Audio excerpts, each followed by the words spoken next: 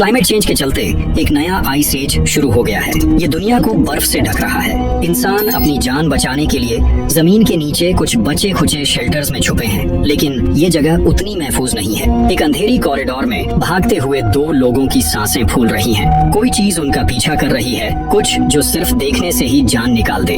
Alert sounds और चीखों की गूंज हवा में गूंज रही है। दोनों एक दरवाजे तक पहुंचते हैं, लेकिन बदकिस्मती से वो लॉक है। उनकी आंखों में सिर्फ एक ही चीज है, डर, और फिर उनका शिकार हो जाता है। इसी वक्त एक दूसरे शेल्टर के बाहर सैम सैटेलाइट डिशेस ठीक कर रहा है। उसकी नजर एक आदमी पर पड़ती है जो शेल्टर छोड़कर जा रहा है। बीमार शख्स गिड़गिड़ाता है, सिर्फ एक और दिन मांगता है रिकवर होने के लिए। लेकिन मेसन की सोच अलग है। उसका मानना है कि वो ऑलरेडी ज्यादा रिसोर्सेज वेस्ट कर चुके हैं। बीमार आदमी गुजारिश करता है कि कम से कम उसे जाने दिया जाए, लेकिन मेसन के चेहरे पर एक भी रहम का असर नहीं दिखाई देता। उसने फैसला कर लिया है, सर्वाइवल के नाम पर वो एक और जान ले लेता है, बिना किसी शर्मिंदगी के। सैम ने रोकने की कोशिश की, लेकिन कुछ नहीं बदला। थोड़ी देर बाद वो शेल्टर के अंदर वापस आता है, जहाँ माहौल एक अजीब सी बेचैनी से भरा पड़ा है।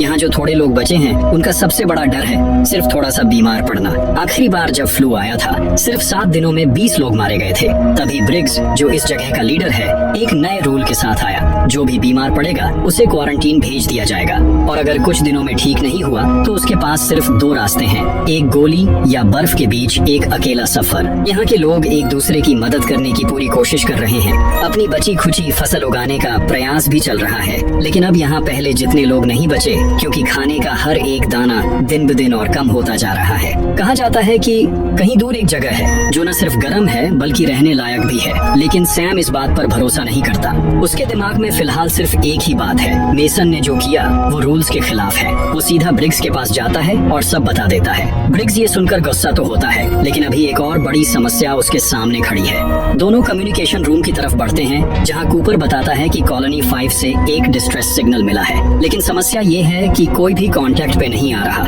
ये सुनते ही ब्रिग्स एक इमरजेंसी मीटिंग बुला लेता है। तब तक सैम विक्टर से मिलने जाता है, जो शेल्टर के बचे खुचे जानवरों का ध्यान रखता है। लेकिन विक्टर के पास भी कोई अच्छी खबर नहीं है। जो नए रैबिट्स पैदा हुए थे वो बिना जान के आए, और जो 12 बचे हैं उनमें सिर्फ एक फीमेल है, जिसे बाकी सब रिजेक्ट कर रहे हैं। इसी वक्त ब्रिग्स मेसन का सामना करता है, लेकिन मेसन अपनी बात पर टिका है। उसका कहना है कि अगर बीमार लोगों को छोड़ने का ऑप्शन दिया तो वो लौट कर आएंगे और उनका खाना चुरा लेंगे। सैम अपनी गर्लफ्रेंड काई से मिलने जाता है, जो उसके लिए कुछ प्रोटीन बॉल्स लेकर आई है ताकि रैबिट्स को दिया जा सके।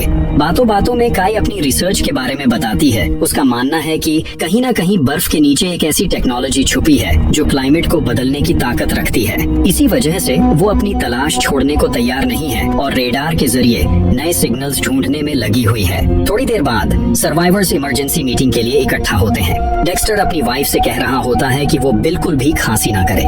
सैम जब उनके पास से गुजरता है तो उसे एक अजीब सी बेचैनी महसूस होती है। उनकी हालत ठीक नहीं लग रही। वो कहता है कि दोनों को तुरंत अपने रूम्स में जाना चाहिए, लेकिन डेक्स्टर जिद पकड़ लेता है कि वो बिल्कुल ठीक है। इसी बीच ब्रिग्स आता है और सबको कॉलोनी 5 की सिचुएशन के बारे में बताता है। वो डिक्लेयर करता है कि वो खुद एक टीम लेकर वहाँ जाएगा ताकि देखा जा सके कि वहाँ क्या हो रहा है। ये सुनकर मेसन तुरंत विरोध करता है। उसका कहना है कि ऐसे वक्त पर रिसोर्सेज और लोगों को वेस्ट करना पागलपन होगा, लेकिन ब्रिग्स उसकी बात सुना अनसुना कर डिसमिस कर देता है। ब्रिग्स अपनी टीम बनाता है और डेक्स्टर से कहता है कि वो भी साथ चले।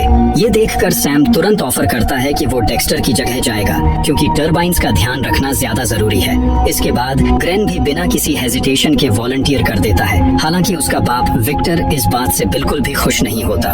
ब्रिग्स इस मिशन की जिम्मेदारी काई के हाथों में छोड़ता है और फिर अपनी टीम के साथ कॉलोनी 5 की तरफ निकल पड़ता। डेक्स्टर की पत्नी के मुंह से एक छींक निकलती है और तुरंत ही सब लोग अपनी जगह से हटकर दूर चले जाते हैं। कोई भी रिस्क लेना नहीं चाहता। उन्हें तुरंत अलग कर दिया जाता है और इसी बात पर मेसन फिर से अपना गुस्सा निकालने लगता है। उसका कहना है कि इनका तुरंत इलाज या फैसला होना चाहिए, क्योंकि काई के पास लीडरशिप संभालने की काबिलियत नहीं है। ब्रिग्स गुस्से में उसे वार्न करता है और क्लियर करता है कि बीमार कपल पर फैसला तब होगा जब वो वापस आएंगे। रात को सैम एक बुरा सपना देखकर झटके से उठता है। उसकी माँ बर्फ में मरी हुई पड़ी होती है और वो अकेला ठंड से लड़ता हुआ चल रहा होता है। काई उसे शांत करती है और समझाती है कि ये सब उसकी गलती नहीं थी।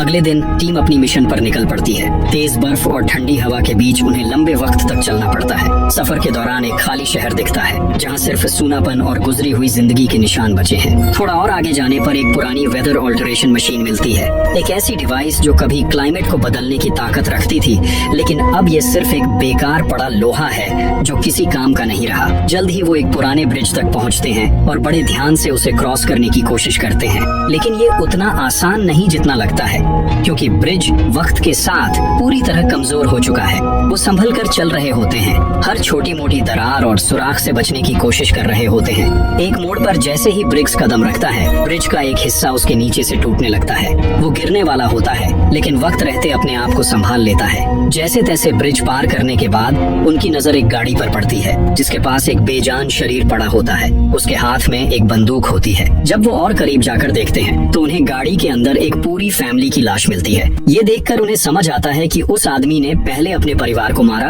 और फिर खुद को खत्म कर दिया। लंबी दूरी तक बर्फ में चलने के बाद तीनों एक क्रैश हुआ हेलीकॉप्टर देखते हैं। ठंडी और तेज हवा से बचने के लिए वो उसके अंदर छुप जाते हैं। रात को ग्रेन हेलीकॉप्टर के अंदर बैठे बैठे इस बात पर हैरान होता है कि एक वक्त था जब लोग इस तरह हवा में उड़ सकते थे। उसने कभी ना तो हेलीकॉप्टर देखा था, ना कभी किसी प्लेन को उड़ते हुए महसूस किया था। वो हैरानी से इस मशीन को देखता है और सोचता है कि जब ये आसमान में उड़ती होगी तो कैसा लगता होगा। ब्रिग्स अपने पोस्ट पर कॉल करता है ताकि कॉलोनी की हालत का पता लगा सके। कूपर बताता है कि डेक्स्टर और उसकी पत्नी की तबीयत और बिगड़ती जा रही है। मेसन बार बार ये बात उठाता है कि उनका चेकअप जरूरी है। इस बात से तंग आकर ब्रिग्स कूपर को परमिशन देता है कि अगर मेसन हद पार करे तो उसे रोका जा सके। रात के वक्त ग्रेसन एक पुरानी एडल्ट मैगजीन ढूंढ निकालता है और जैसे ही दूसरे लोग उसकी तरफ देखते हैं वो उस पर मजाक उड़ाने लगते हैं। ब्रिग्स हंसी मजाक के बीच एक और बात बताता है। ये जगह उस जगह के काफी करीब है जहां उसने सैम को बचाया था। इस बात पर ग्रेऑन क्यूरियस हो जाता है और सैम अपनी कहानी बताने लगता है। जब वो छोटा था उसका परिवार और कुछ दूसरे सर्वाइवर्स एक पुरानी कोल माइन में शरण लिए बैठे थे। जब तक खाना था तब तक सब ठीक था, लेकिन जैसे ही सप्लाईज खत्म हुई लोग कुत्ते भैंसों तक को खा गए। आखिर एक दिन सैम के पिता और कुछ आदमी मदद ढूंढने सिटी गए, लेकिन कोई भी वापस नहीं आया। धीरे धीरे शेल्टर में भूख और बीमारी अपने पंजे गाड़ने लगी। सैम को लगा कि अगर उसने अपनी माँ और बहन को यहाँ से नहीं निकाला तो वो भी जिंदा नहीं बचेंगे, लेकिन जैसे ही वो निकलने वाले थे एक भयानक ब्लिजर्ड आया और उन्हें अलग कर दिया। उसके बाद उसने कभी अपनी माँ और बहन को नहीं देखा। अगर वो खुद भी बचा तो सिर्फ इसलिए क्योंकि ब्रिग्स ने वक्त रहते उसकी जान बचा ली। अगले दिन टीम कॉलोनी 5 तक पहुँच जाती है, लेकिन गेट के पास जाते ही सबके चेहरे ठंडे पड़ जाते हैं। वहाँ हर जगह खून के निशान बिखरे पड़े होते हैं। धीरे धीरे दरवाजा खोलकर वो अंदर जाते हैं। एक अजीब सी जलने की गंध पूरी जगह में महक रही होती है। नीचे बेसमेंट की तरफ जाते ही उन्हें और ज्यादा खून के धब्बे दिखाई देते हैं और जैसे ही एक और मोड़ आता है सबके पैर थम जाते हैं। ये वही कॉरिडोर है जो कहानी की शुरुआत में देखा था। कॉलोनी 5 में 50 लोग रहने चाहिए थे, लेकिन अंदर एक भी इंसान दिखाई नहीं देता। ये बात सबको अजीब लगती है। ब्रिग्स सुरक्षा के लिए ग्रेडॉन को एक बंदूक देता है और टीम धीरे धीरे आगे बढ़ने लगती है। हर कॉरिडोर से गुजरने पर सिर्फ खून के धब्बे और बर्बादी नजर आती है। जब ऐसा लगने लगता है कि शायद यहाँ कोई भी जिंदा नहीं बचा, तभी एक बंद कमरे से हल्की सी आवाज सुनाई देती है। सैम तुरंत लॉक तोड़ता है और जैसे ही दरवाजा खुलता है एक बेहोश आदमी जमीन पर पड़ा दिखता है। जैसे ही वो उसके करीब जाते हैं आदमी चिल्लाने लगता है जैसे कोई उसे मारने आया हो। आदमी धीरे धीरे शांत होता है और अपना नाम बताता है, लीलैंड। वो पिछले कई दिनों से यहाँ बंद है, बिना पानी और खाने के। उसे नहीं पता कि और कोई जिंदा भी है या नहीं।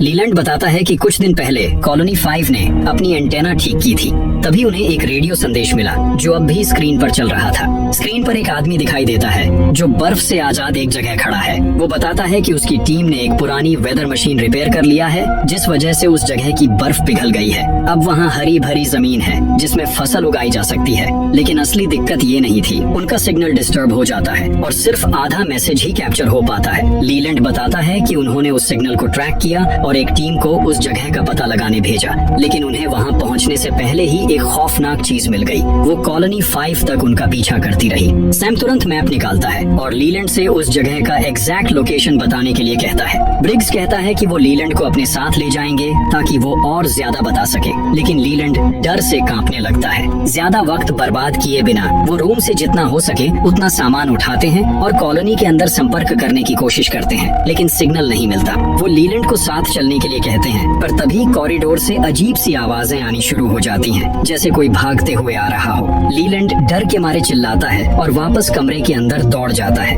दरवाजा अंदर से लॉक कर लेता है। अब तीनों अकेले हैं। आगे बढ़ने पर मार पीटाई और चीखों की आवाजें और तेज होने लगती हैं, जैसे कोई कॉलोनी के अंदर ही किसी को काट रहा हो। अंधेरे में आगे बढ़ते ही उनकी नजर कुछ मशालों की रोशनी पर पड़ती है। जैसे ही वो करीब जाते हैं, एक ऐसा मंजर सामने आता है जो देखकर उनके रोंगटे खड़े हो जाते हैं। जमीन पर बिखरे कॉलोनिस्ट्स के लाशों के बीच एक आदमी एक मृत शरीर के टुकड़े कर रहा होता है और उसके आसपास कुछ लोग इंसानी मांस चबा रहे होते हैं। ये देखकर एक अजीब सी घिन और घबराहट उनके दिलों में उतर जाती है। तभी वो बुचर जो लाश काट रहा था उन्हें देख लेता है। एक पल के लिए सन्नाटा छा जाता है, फिर वो उनकी तरफ भागता है, लेकिन सैम तेजी दिखाता है और तुरंत गोली चला देता है।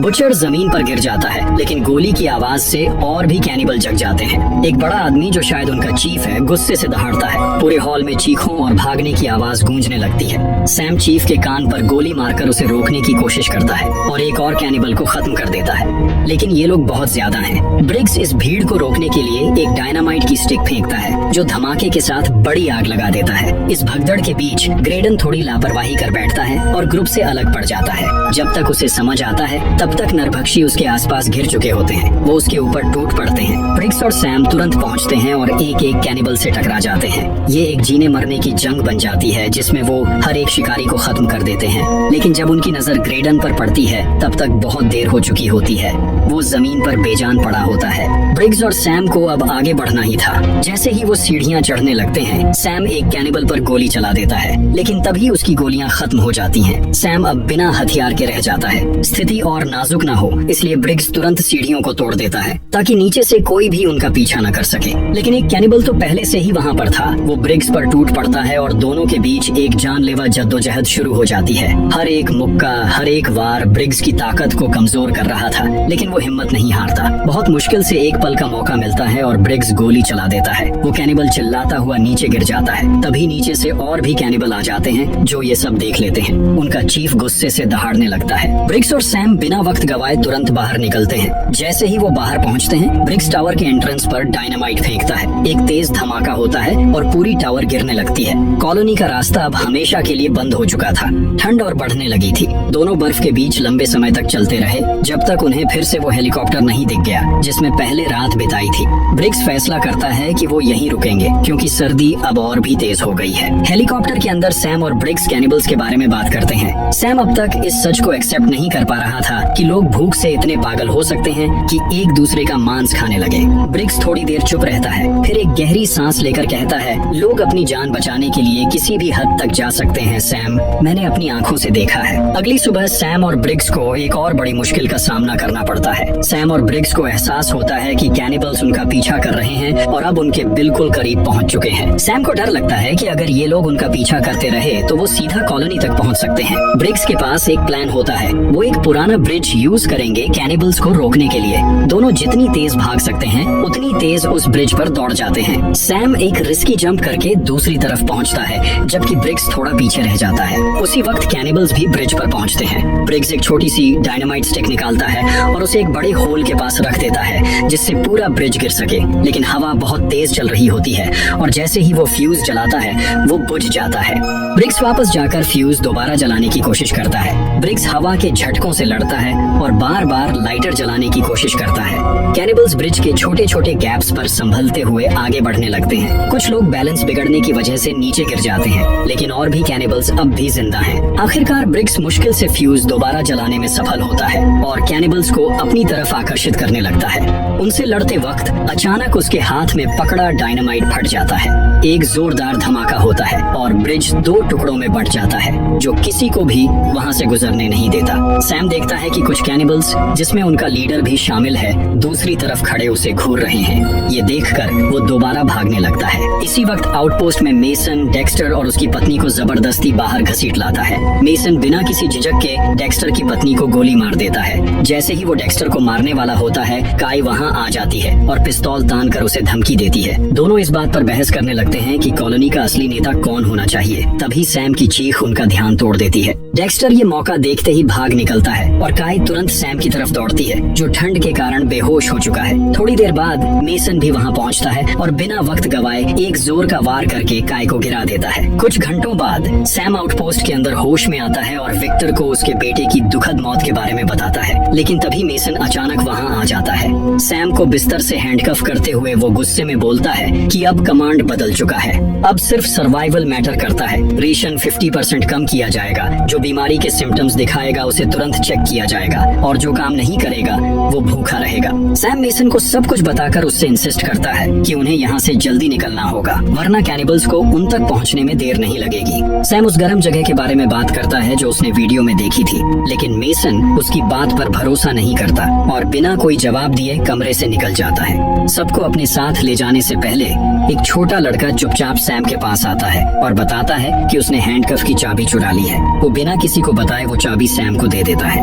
बाहर मेसन और विक्टर छुप कर देख रहे होते हैं कि कोई उनकी तरफ आ रहा है या नहीं। सब कुछ शांत लगता है, लेकिन विक्टर कहता है कि सैम झूठी कहानियां बनाने वाला इंसान नहीं है, इसका मतलब है कि कोई खतरा जरूर है। यह सोचकर दोनों सिक्योरिटी कैमरे चेक करने का प्लान बनाते हैं, लेकिन तभी एक और कॉलोनिस्ट हांफते हुए आता है और बताता है कि सैम भाग चुका है। दूसरी तरफ सैम काई को ढूंढता है और उसे एक अलग कमरे में बंधा पाता है। वो तुरंत उसे आजाद करता है और उसका कंप्यूटर यूज करके उस मैसेज का सोर्स ट्रैक करने लगता है। पहले तो कुछ नहीं मिलता, लेकिन रेडार पर दोबारा ध्यान देने पर फाइनली उस गर्म जगह का सिग्नल दिखाई देने लगता है। रेडार का सिग्नल क्लियर दिखाता है कि ये सच है, यानी कि एक गर्म जगह वाकई एग्जिस्ट करती है। सैम और काई जितने सीड्स अपनी बैकपैक्स में भर सकते हैं भर लेते हैं और सबको वार्न करने के लिए भागने लगते हैं, लेकिन तभी मेसन और उसके ग्रुप उन्हें घेर लेते हैं। लेकिन तभी अचानक बाहर एक जोर का धमाका होता है। सब लोग सिक्योरिटी कैमरास देखने के लिए दौड़ते हैं और जो दिखता है वो उनके होश उड़ा देता है। कैनिबल्स दरवाजे तोड़ने की कोशिश कर रहे होते हैं और उनका लीडर एक वार्निंग देने के लिए डेक्स्टर का सर उठाकर दिखाता है। फिर एक झटके में कैमरा तोड़ दिया जाता है। अब सैम फाइनली मेसन को कन्विंस कर लेता है।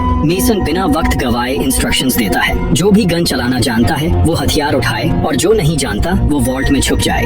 कूपर सब कॉलोनिस्ट्स को वॉल्ट तक ले जाता है और दरवाजा लॉक कर देता है, जबकि हथियार बंद ग्रुप कॉरिडोर में इकट्ठा हो जाते हैं दरवाजा तोड़ने वाले कैनिबल्स का सामना करने के लिए। तभी पूरी जगह की लाइट्स एकदम से बंद हो जाती है। जब वापस जलती है तो दरवाजा खुला होता है, लेकिन सामने कोई नहीं दिखता। शेल्टर के अंदर अजीब सी आवाजें गूंजने लगती हैं और अचानक एक कैनिबल एयर डक्ट्स से निकलकर सीधा कूपर के मुंह पर आ गिरता है। कूपर रिएक्ट करने की कोशिश करता है, लेकिन कैनिबल उसे जोर से नीचे फेंक देता है और सीधा वॉल्ट की तरफ भागने लगता है। लेकिन वॉल्ट के अंदर छुपे कॉलोनिस्ट समय पर दरवाजा बंद कर देते हैं और कैनिबल अंदर घुस नहीं पाते। दूसरी तरफ एक कॉरिडोर में एक बेचारी लड़की बचाव ढूंढ रही होती है, लेकिन एक कैनिबल उसे ढूंढ लेता है और बिना किसी दया के उसका काम तमाम कर देता है। तभी एक और हमला होता है। कैनिबल्स एयर डक्ट्स के थ्रू चुपके से आर्म्ड ग्रुप पर टूट पड़ते हैं। लड़ाई शुरू होती है। हर तरफ चीखें गूंज रही होती हैं। दोनों तरफ से लोग गिर रहे होते हैं, लेकिन कैनिबल्स रुकने का नाम नहीं ले रहे। इस बीच मेसन भी बुरी तरह घायल हो जाता है। सैम और काई किसी तरह वहाँ से निकलने में सफल होते हैं, लेकिन विक्टर डिसाइड करता है कि वो